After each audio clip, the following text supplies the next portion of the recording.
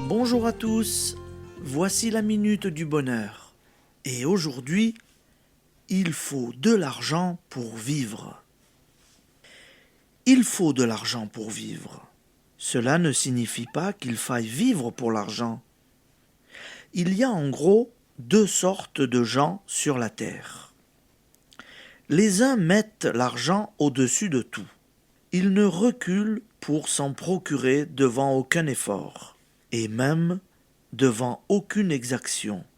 Ils gardent jalousement ce qu'ils ont acquis, ou en échange une partie contre ceux qui peuvent prouver au monde qu'ils sont riches. Les autres, conscients des bassesses que fait commettre l'appât du gain, méprisent l'argent.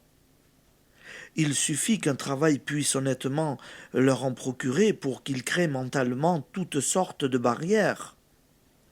Aucune des deux attitudes n'est la bonne. Aimer l'argent, l'acquérir parfois malhonnêtement, trembler pour son magot, ne juger de la valeur des êtres que d'après leur compte en banque, se servir de l'argent pour opprimer ceux qui dépendent de nous.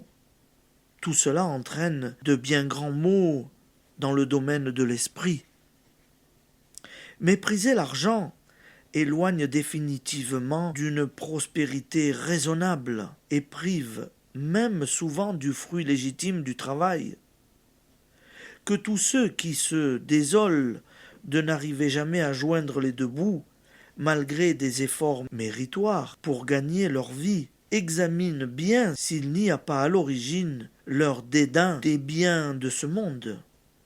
Il ne faut pas parler comme Harpagon, des beaux yeux de la cassette, mais il ne faut pas non plus, comme tant de gens, dire ce sale argent et autres expressions de ce genre. Quelle est l'attitude juste? La force créatrice qui est en nous est la source universelle de tout bien. Ces biens sont notre légitime héritage, à condition que nous nous considérions comme un canal à travers lequel ils s'écoulent, donnant comme nous recevons. Car la cupidité est l'une des causes premières des malheurs de ce monde, alors que la générosité engendre les pensées forces les plus fécondes et nous maintient dans le grand courant des échanges fraternels. Application. Dites non à partir d'aujourd'hui à toute pensée de limitation et de gêne. Adoptez une attitude largement réceptive vis-à-vis des biens de ce monde.